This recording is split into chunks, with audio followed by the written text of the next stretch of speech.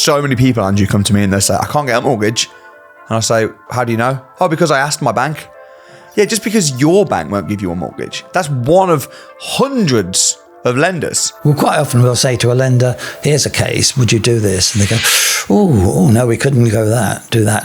And then the next lender we go to says, oh yeah, that's all right. We have had for some time this year some rates that I don't want to call fake. You can misunderstand them if you're not careful. So supposing you came to a rate that was 3.5% fixed for 2 years, doesn't that sound appealing at the moment? Look carefully. There might be more to it than you realise. Go on, like what? Like a product fee, an upfront fee of £15,000. Oh, 15,000? Yes, I've seen it. Lenders tick boxes. I always have this silly thing I say that our King Charles, if he rang up a buy-to-let lender and said, I'd like a buy-to-let mortgage, please, he might well be declined because he might not be able to tick all the boxes on their list. So, Andrew, thanks for coming to the studio. Okay. I wanted to pick your brain about mortgages. Yes, right. So, you're a very experienced mortgage broker. You've certainly supplied me millions of pounds worth of mortgages for my portfolio.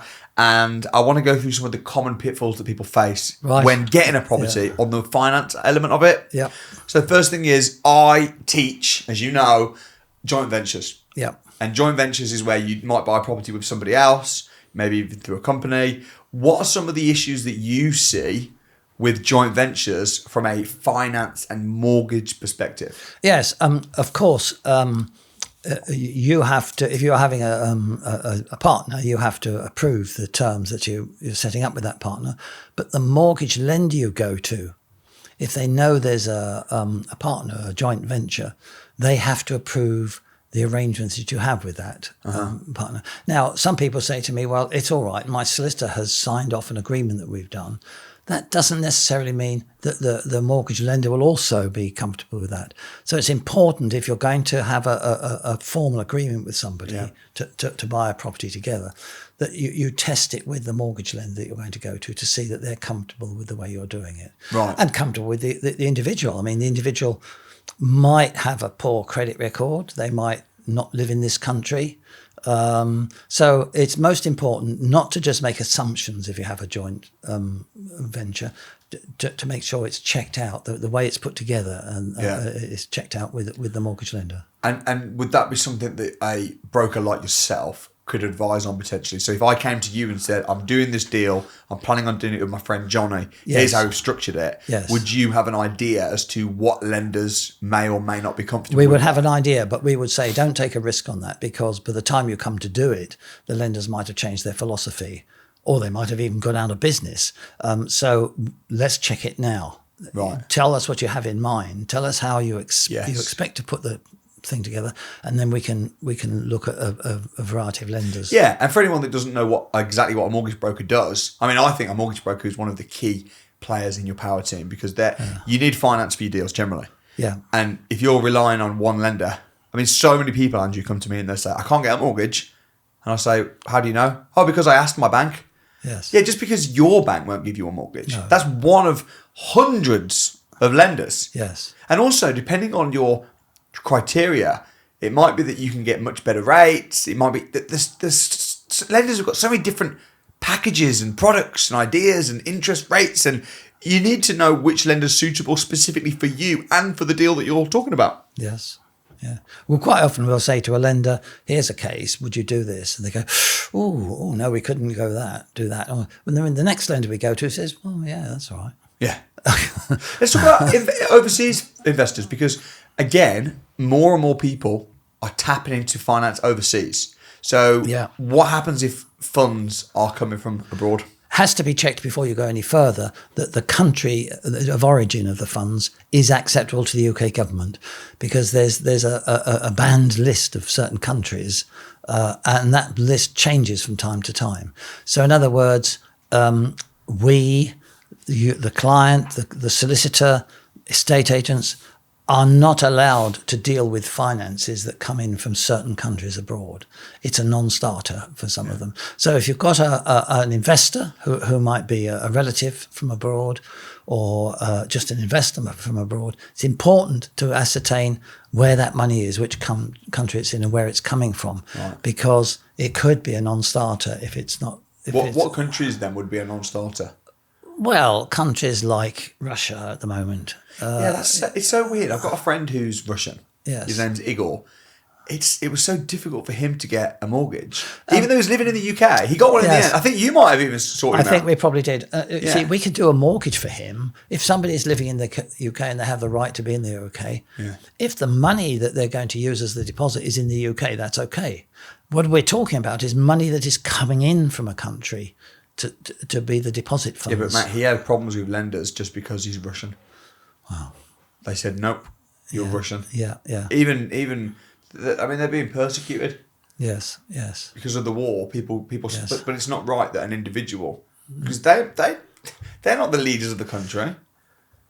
No. But we have to go by the rules laid down by the UK government. And It's true. It's true. We have to learn the rules of the game, play to win. Yeah. Another thing I want to talk to you about is refinancing.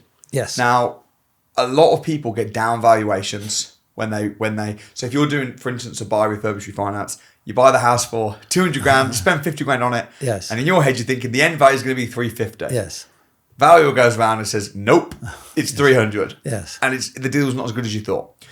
And there's many ways that we teach, as you know, we teach through our training how to prevent that from happening. Yeah. So one of the things is making sure that you have correct end values.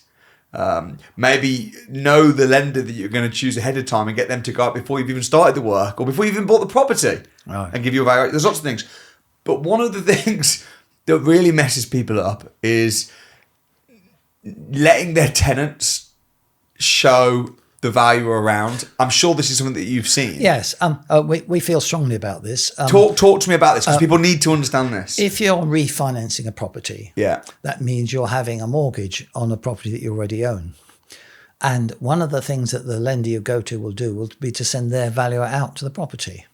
And we say, if at all possible, make sure it's you, the owner of the property, who shows the value over, for several reasons. First of all, you know that you're going to be there. You're going to keep the appointment. You're not going to forget it. Yeah.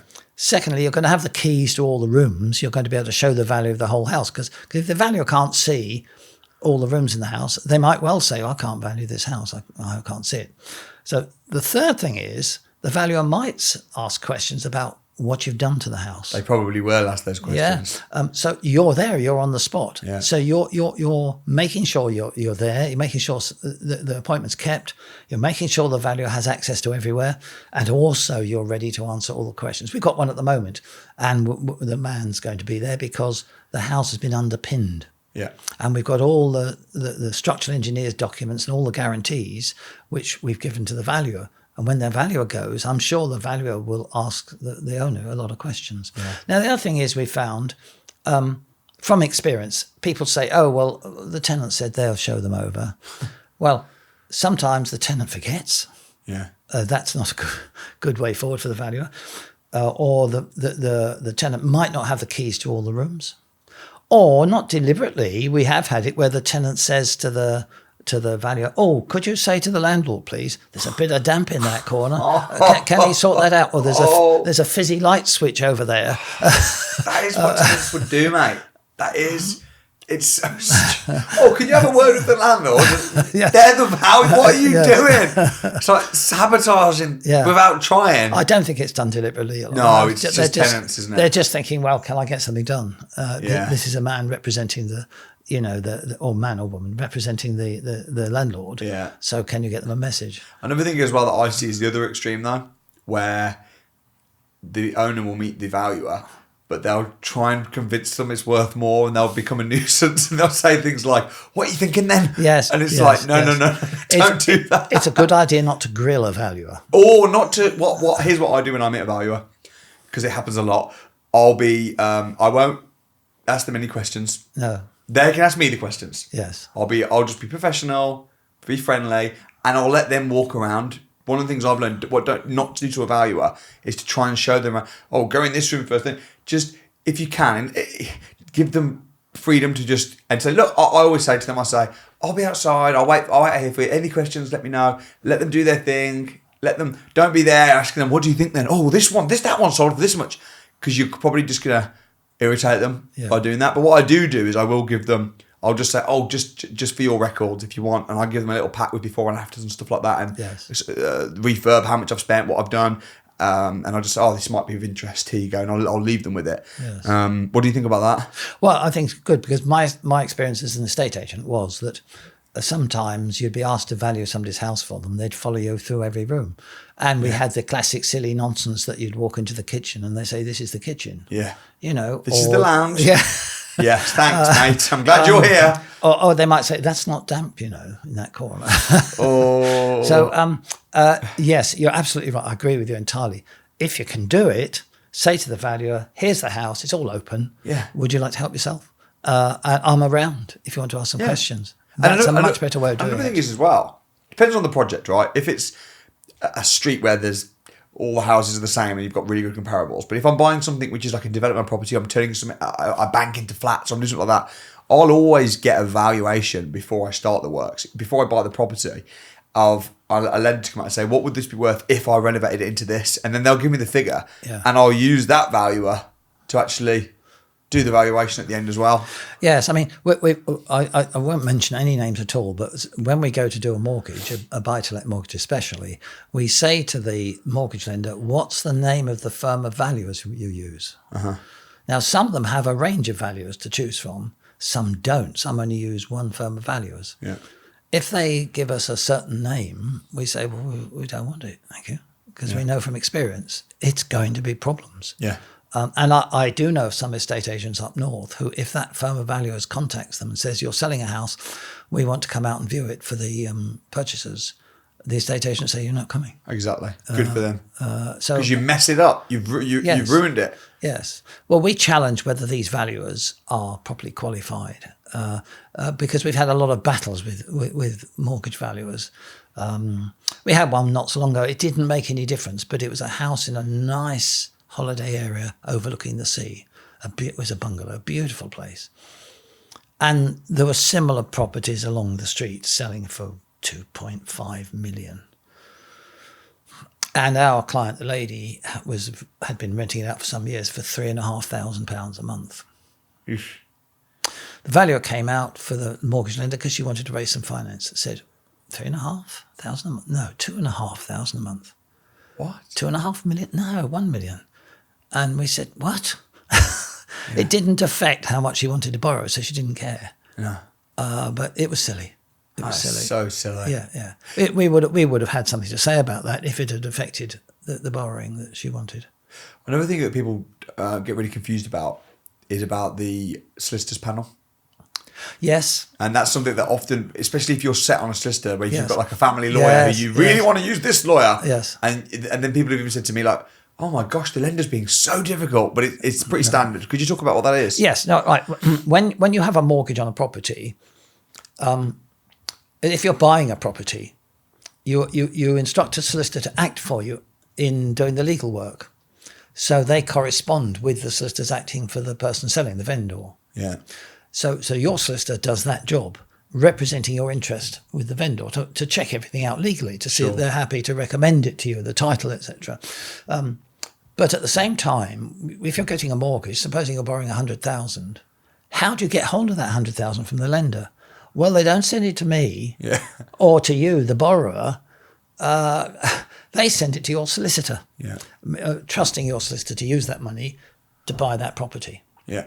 And in fact, they give your solicitor instructions as to things that they want him or her to check before they'll give the money. However, will the lender use just any firm of solicitors? No. They have a list of solicitors, most of them called a panel.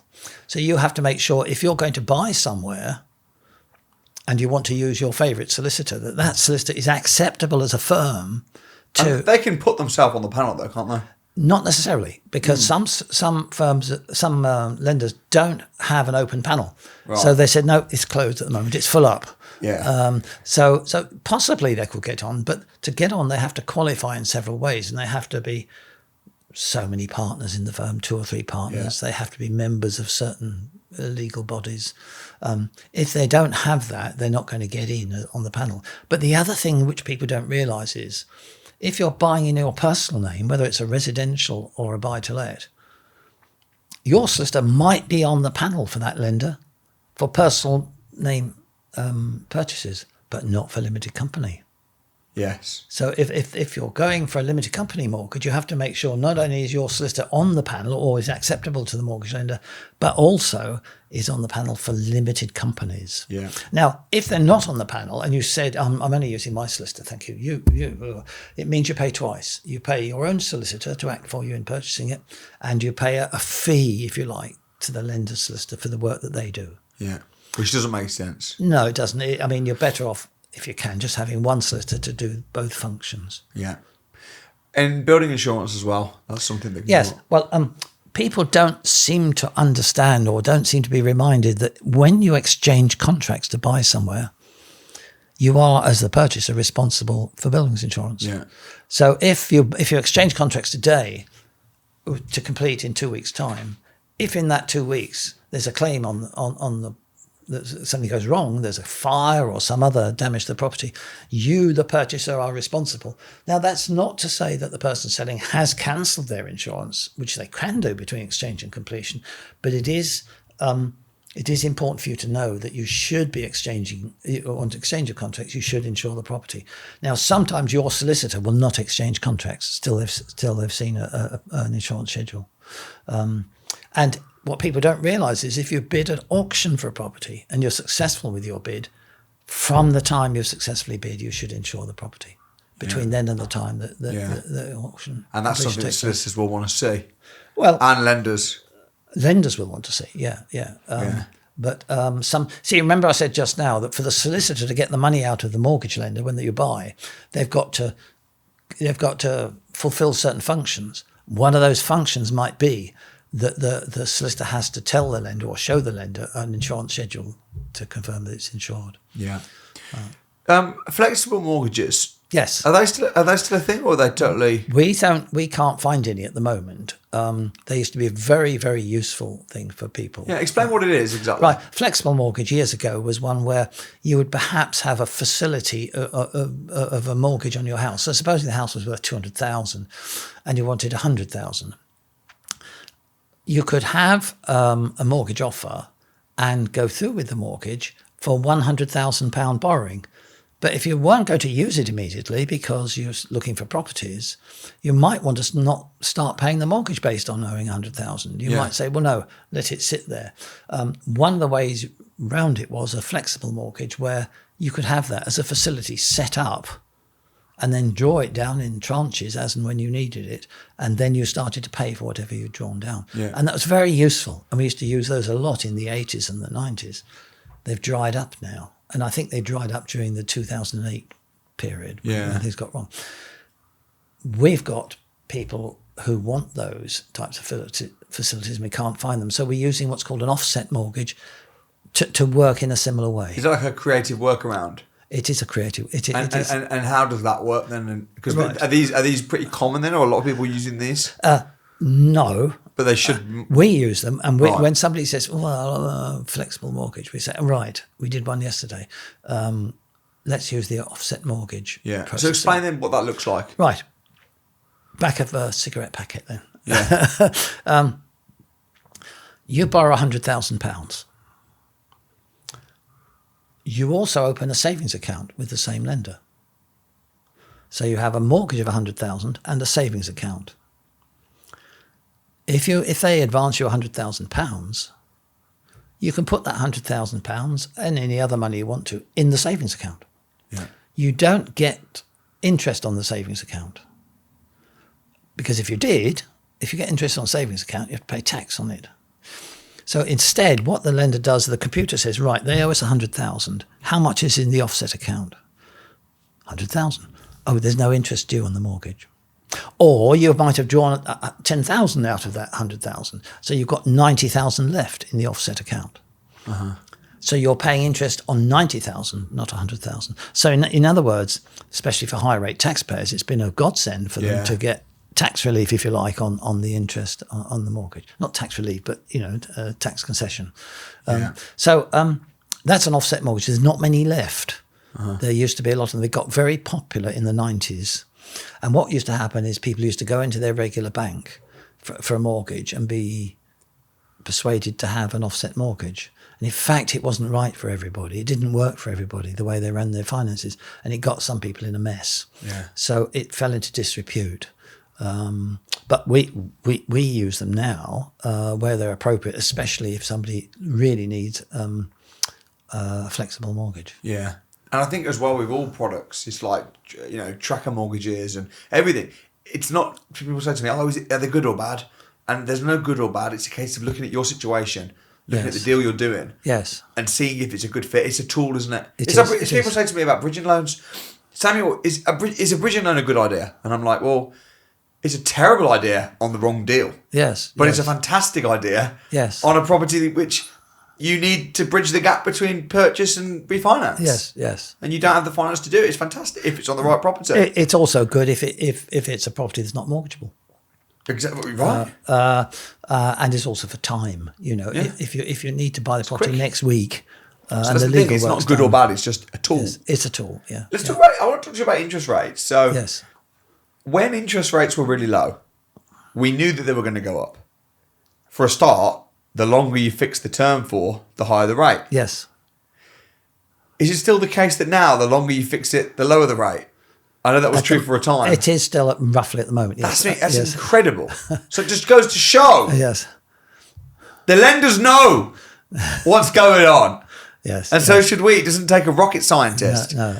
So, but the thing is, we are seeing rates falling still. Yes. But then with some lenders, they're actually even rising. Yes. So what's going on? Right. Okay. And what's base rate right now? Well, base rate's 4.25, isn't it? Yeah. And last Thursday, the Bank of England met and kept it. They didn't increase it. I think I personally believe it will go back into the threes over the next year or so. A lot of people feel the same way. Yeah, I think. I mean, I wouldn't put my net worth on it, but I reckon it will be. Yes. Well, I spoke to a man a couple of days ago, and he's got a 1.5% fixed, which ends next month. So he's screwed next month. And I said, well, he's been happy.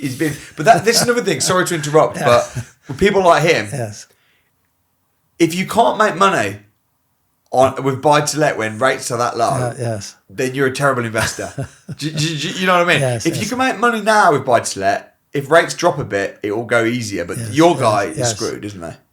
Well, this is a residential mortgage. So I said you're paying £350 a month for a mortgage of this What's that going to go up to? 900? It's going to go up to something like 800 or something. Yes, something like that. So I said your mortgage payment is going to be more than double. He said, "Yeah, I know that."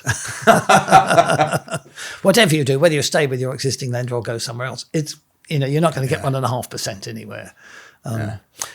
We have had for some time this year some rates that I don't want to call fake, but they are.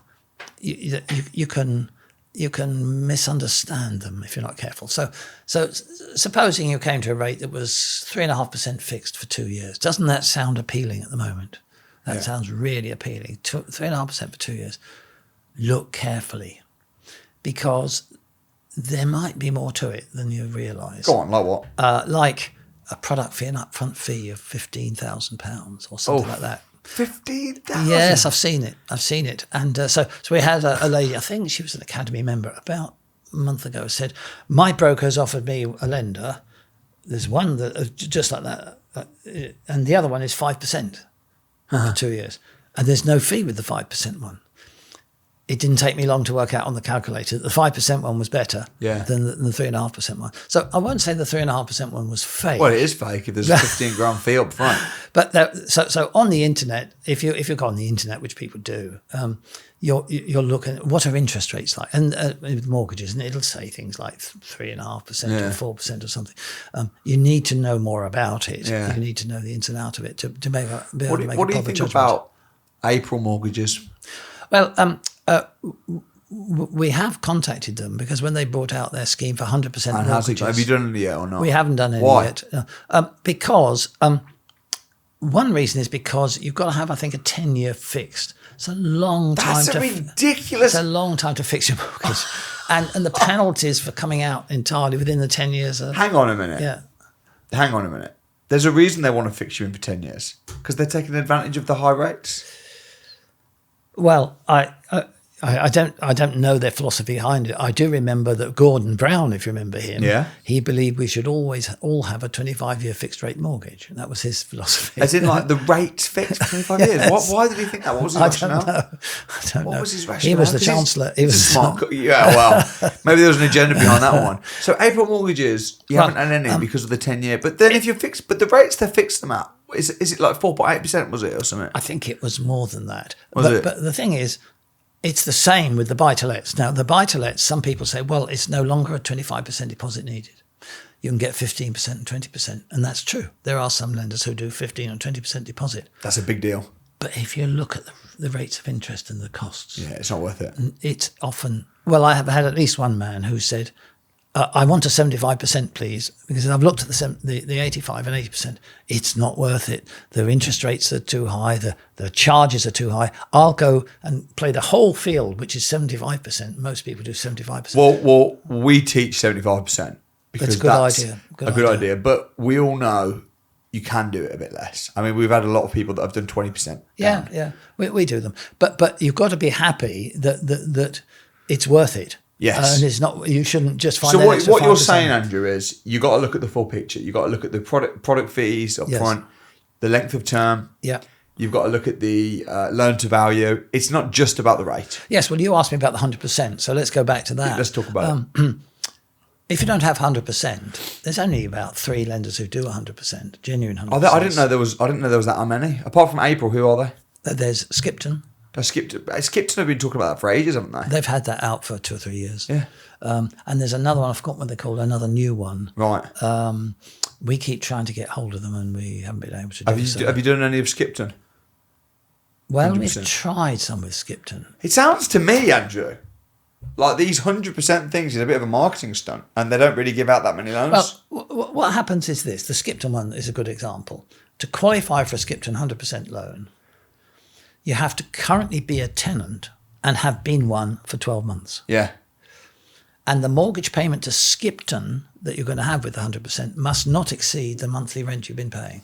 So you can see a lot of people, they don't qualify. That's not going to have a high catchment of people. And also most tenants, let's be real, they're not in buying mode. I don't know. I mean, that's your bit. But certainly, if you can find 5% deposit, either a gift from a relative, that's the one, or somewhere else, that's going to open up a tremendously wide range of lenders. So rather than trying to get 100% mortgage, and yes, it's possible, but you have to be fixed in for 10 years, or you have to be a tenant. But you'd be better off doing 95% mortgages. So 95% mortgages. I've known a lot of people on the academy do 95% mortgages. Yes, and I know you've helped some of them out. Well, also you're not so exposed to the possibility of negative equity, which you've talked about. Well, but who cares? I mean. Yeah, I don't really care about negative equity that much. Because do you know why I don't care about it, Andrew? I'm quite bullish, I am. Yeah. When it comes to property, I think that we could do a whole separate podcast. I think the property prices are going to go up a lot over the next 5 to 10 years. Right. I don't know what you think. I don't have a crystal ball, so I just no, go but with you're smart, man. You must be able to see that. I've heard politicians say since I've been doing the work, in 1972 I started, and they've always said the same thing. We're going to stamp out the peaks and troughs in the property market. Right. And I think, well, how are you going to do that? What do they mean by that? They're going to get rid of the cowboys? No, they're going to get rid of the peaks and troughs. They're going to get rid of the booms and busts. Oh, isn't they just going to have it like a... Yeah. Like that? No, they're not that. That's ridiculous. I mean, for a start, they say that, but then they bring base rate from 0.1 to 5.25 over the space of, 14 months? Come on! Of course you're going to have a crash. That was a manufactured crash. Yes. Well, I do remember the one in the late 80s, 1990. Yeah. And well into the early 90s, people weren't moving house because they were frightened of what was going on. Yeah.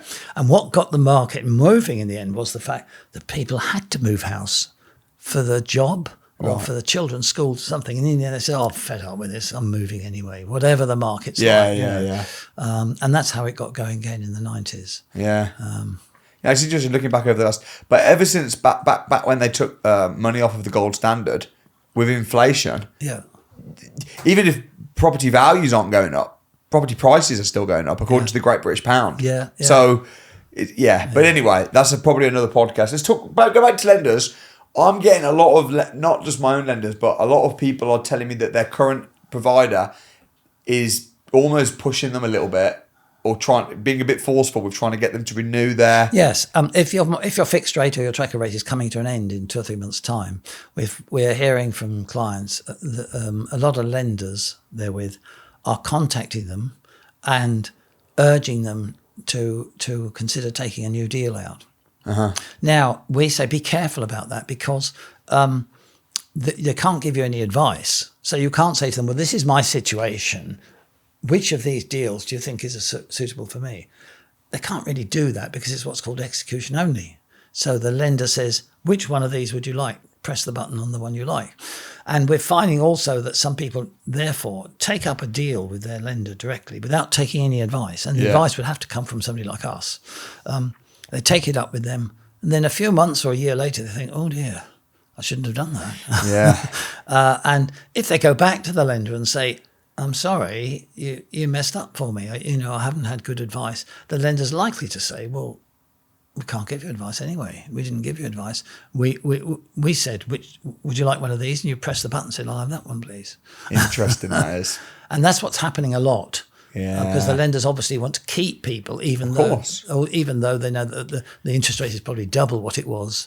So it's the uneducated, ignorant people that are just thinking, oh, here are my 3 options. I'm not saying they're ignorant or well, they are though. But they are, because if they're not getting advice, if they're just pushing a button based on, oh, these are my 3 options, and not looking elsewhere, then their ignorance, not in a nasty way, but that's cost them a lot of money. It does. I've got a couple of people I've spoken to recently, and it's cost them a lot. Yeah, thousands of pounds. Yeah. What I'd just say is, like everything else, if a mortgage is a big item, get independent advice about it before you press any buttons. Are lenders becoming more flexible now with underwriting? Yes. We've had lots of visits recently in the last month from regional managers from lenders because we've said this before, lenders tick boxes. I always have this silly thing I say that our King Charles, if he rang up a buy-to-let lender and said, I'd like a buy-to-let mortgage, please, he might well be declined, because he might not be able to tick all the boxes on their list. So until quite recently, lenders were very into ticking boxes. It doesn't fit. Yeah. Now that we've had this before, when times have got hard for lenders, the regional managers are coming into the office saying, look, if you get something that it doesn't tick all the boxes, give us a ring. Right. We might be able to That's consider so it. smart. So all these self-employed people that are making millions of pounds but slightly younger, or another one as well is property income. I've had situations where I can't borrow as much money as I'd think. Even when I bought this house 5 years ago, how much did they give me? £1 million? I can't remember. I think they gave me £1 million or 1.5 million, and I'm thinking, hang on a minute. No, it was more than that. It might have been a bit just over 2 million. I can't remember, but I do remember thinking, that's the max you're going to give me. Yes. I'm not being arrogant, but I'm making kind of good money. But the way that a lot of my money is made, because it's made in property, they don't look at rents, do they? They don't see that as... Quite a lot of lenders for residential mortgages don't take... No, they don't take it into account. It's box ticking again, you see. You see. I'm like, hang on a minute, I've got all this money, I've got all these properties, and they're like, no, we just want to look at this type of income. It doesn't make any sense. Yes. Yes. No, there's still a lot of box ticking going on. Yeah, but they're getting a little bit more flexible. There's this true story of a lady about 20 years ago, a client of mine. Yeah. And this was box ticking. And I knew it would happen. She had in those days, about £13.5 million worth of assets. Approximately half was at cash and stocks and shares, and the other half was in property. She rang me from London and said, I've got this opportunity to buy this fantastic place in Mayfair, $4 million, which I'm going to rent out. And it's a good price. Get me a good buy. The accountant says I mustn't buy it for cash. I've got to get a mortgage. So I found a really good mortgage deal, for a buy-to-let mortgage deal for her, and I knew what would happen. I phoned the mortgage lender and said, here's this woman, $13.5 million. And the underwriter said to me, what does she do for a living? I said, what do you mean? He said, what's her job? Yeah, job, she's got $13.5 million. He said, well, hasn't she got a job earning at least $15,000 a year? And I said, no. She's a multi-millionaire. She ain't pushing paper rounds. They said, we couldn't do it. That is so ridiculous. So I rang her and said, you've got to get a job and work for somebody at $15,000 a year. She didn't stop laughing for about 10 minutes. I mean, I got her a good mortgage somewhere else quite quickly. It was the problem. Man. But yeah. That is so funny. Yeah, that's how I feel sometimes. Yeah. Stress test is an interesting one. Yes. So my understanding, and I think they're relaxing slightly at the moment, yes, but you can talk about that. So generally speaking, if you're buying a property, they want to make sure that the rent can more than cover the mortgage. Yep. Of usually, I teach 1.5 times. I know it's a little less than that, but I think it's safe to say if the mortgage payments interest only are going to be £1,000 a month, make sure the rent is at least $1,500. Right. That's what I say. I know it's like, I think it's 1.35 if it's through a company or something. Well, the company stress test is more favourable than the one in personal name. Is it? And has that changed recently? No, it's been like that for some years now. Now, the reason for that is this. If it's in your personal name, you either could be now or could become a high rate taxpayer. In which case, the burden of tax on the income against the rental and the mortgage payments could be harder than it is now. However, if it's a limited company, you're buying it in a limited company for the tax concessions. Yeah. So the stress test is easier on the limited company mortgage. That's really interesting. So what is the number then? Is it about 1.3 times the rent? Right. They before the crash of the mortgage interest rates. Which crash? When the interest rates went up. Okay. A couple of years back. Before that, the stress test was something like this. Assume an interest rate on the mortgage of 5.5%. Right.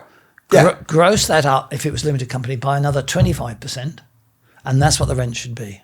Right. That's what it was. And people say, but why 5.5%? Because I'm only paying 1.5%. Yeah. And we said, well, it's a long mortgage. It's 20, 25 years. The lender's thinking, well, interest rates could go up that high. Not could, they will go up. Of course. And they did. Of course. They knew they would. To 5.5%, ironically.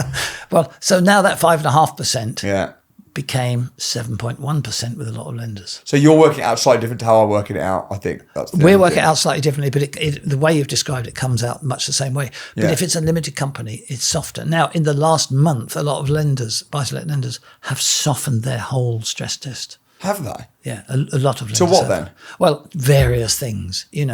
Some of them say, whatever the pay rate is on the mortgage, supposing the pay rate is 5%, add 1% to it, that brings it up to 6%, and we'll work on that and then multiply that up. So there's a variety of things.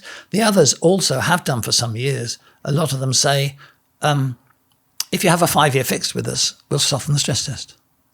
Yeah, of course they will. And others say, in addition to that, we might do the 5-year fixed rate and soften it. We might also soften it if we do a thing called top slicing. Have you heard of that? Go on. Top slicing. Here we are. I do know what it is, yeah. Right. The rent is, say, £300 a month short on the calculation. Yeah. They look at your personal income and they say, oh, you've got lots of income coming in. You're hardly paying anything out for your cost of living with your residential mortgage. You've got hundreds or even thousands spare every month. We'll rob some of that and put it over to prop up the rental. You did that with Ricky Mandel. Did I? You did his mortgage. Right, okay. Well, so some lenders will do 5-year fixed, better stress test. Some will do 5 years fixed rate and the you know top what slicing. Though? Unless you're buying a residential property and you're buying it to live in, if the lender's not prepared to lend you because of the stress test, probably that means it's a terrible deal anyway. Yeah. So it's not even it's not even a fruitful conversation. It's like if the lender's worried that the rent won't cover the mortgage and a tiny bit more, what are you buying it for? You should be worried. You should be worried. It's like when a bridging. If you can't get a bridging loan, unless the reason is lack of experience, in which case that's a shame. That's why I set up my finance company. If they're worried about the deal, it probably means it's a bit of a bad deal. Yes. Generally. Do you know what I mean? Yeah. Well, I say to people, if it fails the stress test, is it giving you a signal? Yeah. If you're getting a bridging loan, what's your opinion on exit strategies? Because I see this coming Yes. up as well. Our opinion is this: if you're having a bridging loan, the exit strategy is equally important to all the other financial considerations. Now, the reason for mentioning that is some people, we say to them, "You're having a bridging loan." Oh, yes. What's your exit strategy? I'm going to sell the property. It's going to be a flip. We say, what else? That's it. Well, that's dangerous in our opinion. It's very dangerous. Because if after, say, 6 months you go to sell it and it doesn't sell, or it doesn't sell for the price you're expecting it to, how are you going to pay the bridge off? Yeah. So there should be a plan B always in that if you're flipping. Yeah. But it's got to be refinanced, hasn't it? Yeah. And you've got to speak to an advisor, someone like yourself, to find out that you can refinance. Well, we think so. Because- Well, you'd be mad not to, because you might end up being stuck on a bridge. Well, yes. I mean, how often do we get a call from somebody who says, "Oh, yes, we need a mortgage to do something. We've been told by 1, 2, 3 brokers it's not possible." And we say, "Well, it's difficult." Yeah. but I wouldn't say it's impossible. Yeah. But Andrew, that's why you're different to most people. Because most property professionals, mortgage advisors, brokers, lenders, they find the problem, not the solution. Well, a lot of our jobs are hospital jobs. Sorting out a problem that's been created. They are. Yeah. Well, that's probably because you have me to deal with, and they're all hospital jobs. We had one not so long ago, exercising the right to buy his own council flat. Yeah. He went to the biggest. I'll pass them all to you, don't I? Those. Thank you very much. Thank you. Yeah, that's and fine. Anyway, it's an ex-council flat. Well, he lives in it. It's his own tenancy. He got a right to buy. So he went to a very, very large broking organisation, possibly the largest in the country. And they said, "Well, we won't charge you anything. We just get a commission off the mortgage we get." So they went to a mortgage lender for the mortgage.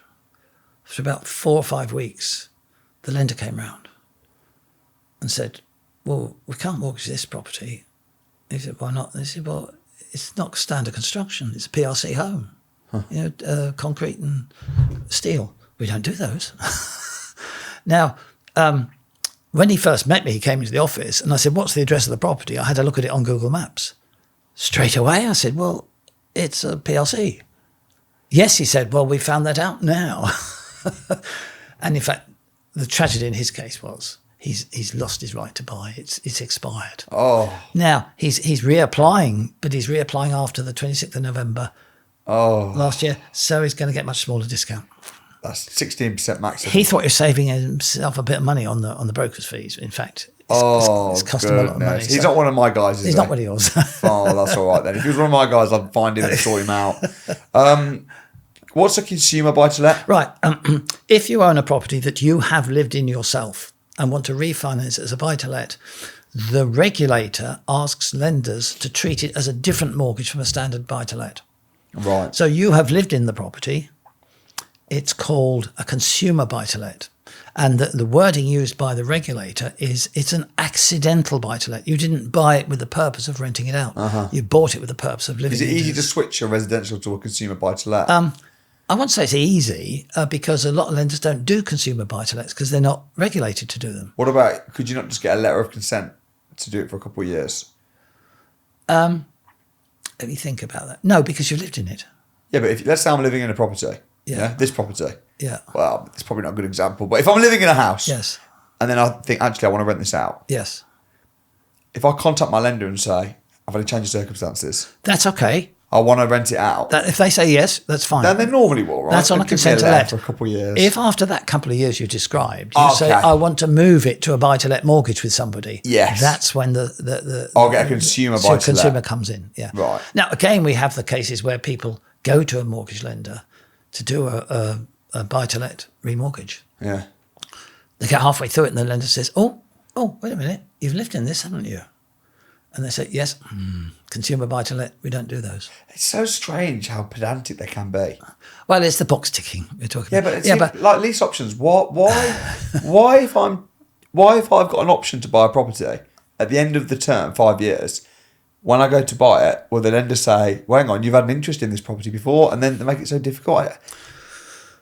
It's frustrating. What does a lot of lenders say? We won't do a corporate buy-to-let. So in other words, if you've got a property that you own that you're renting out and you're renting it out to an organisation, a company. Yes. That's another thing, though. That's not what I was talking about. Yeah, but but that's another example of how they're being a bit more flexible. There's more lenders that are open to serviced accommodation now. Yeah, yeah. That's becoming a bit more acceptable. It is becoming acceptable because so many people are doing it. Yeah. And it's leaving some lenders behind who don't do it. So same with HMOs. What kind of lenders are the most common at the moment for me and my guys? Like the HMOs, serviced accommodation, creative, a bit more flexible. Limited company? Yeah. Yeah. Because the thing you've got to watch with limited company is if the lender does limited company mortgages, the minimum purchase price is often higher than it would be. What is it? 100 grand? 100 grand plus normally, Yeah. If it's less than 100 grand and that lender does mortgages on properties less than 100 grand, they might do it only on a personal name. Yeah. But there's nothing wrong with buying in your personal name, apart from Section 24, which in my honest opinion will be scrapped. Well, Tim's got very definite views on this, hasn't Does he agree with me? Or well, I don't know if he agrees that it would be scrapped, but he thinks too many people jump into the limited company market without talking to somebody like him to get the true position. Correct. And Tim, for anyone who doesn't know, is chartered accountant, mentor on the academy. Yeah, yeah. A bit like you. Yeah. Do you enjoy being a mentor on the academy? I do. It's a lot of fun because we have. The first thing I say to somebody when they phone up, generally, if they say, I found a house I want to buy, I say, I go to Google Maps. Let's have a look at it. Because, of course, you won't remember the famous Doncaster photographs we had a couple of years back. Remind me. Right. And I remember we had a few hundred people we were talking to online. And it was a real example. I've still got the Doncaster photographs. A client phoned up, not an Academy member, and said, because he was buying one a month. He said, Andrew, I found a property in Doncaster. I'm viewing it tomorrow. Have a look at it. So I went onto Google Maps. And I saw a pre-war semi-detached house with a dirty, great big crack from the first window to the ground floor. So I rang him and I said, what about that crack? What crack is it? There's no crack. There's a crack. Because on Google Maps, you know when the photograph was taken. It was only taken a few months before. Yeah. And I also like to look at the street scene, see if there's a pub next door or, you know. Yeah.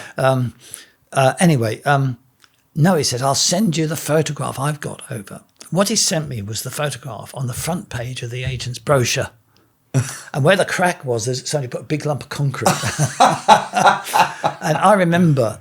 Because we were talking to hundreds of people, and there were screams when the people saw that second photo. Yeah, of course. So when I told him about it, I sent him the photo from Google Maps. He just said, "I'm cancelling. I'm not going near it." That's funny. Yeah, because you, as well as finding solutions for people, you'll also tell them when something's a duff, when something's a no-go. Well, I mean, we had one not so long ago, and you could just see to one side. It's a photograph of the front of a building. Yeah.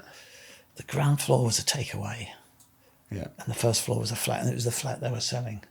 But you could just see the Frog and Nightgown, or whatever it was, the pub next door. You could just see the sign because the agent hadn't been able to exclude the pub next door. Yeah. Right? Yeah. And I think as well, the thing is though, Andrew, is you can tell people that deal's a bad deal. Or, have you seen this? Have you seen that? Oh, be mindful of this. Fine. But when there's a lot of people that say to me, I can't get a mortgage. I can't get this. I can't get that.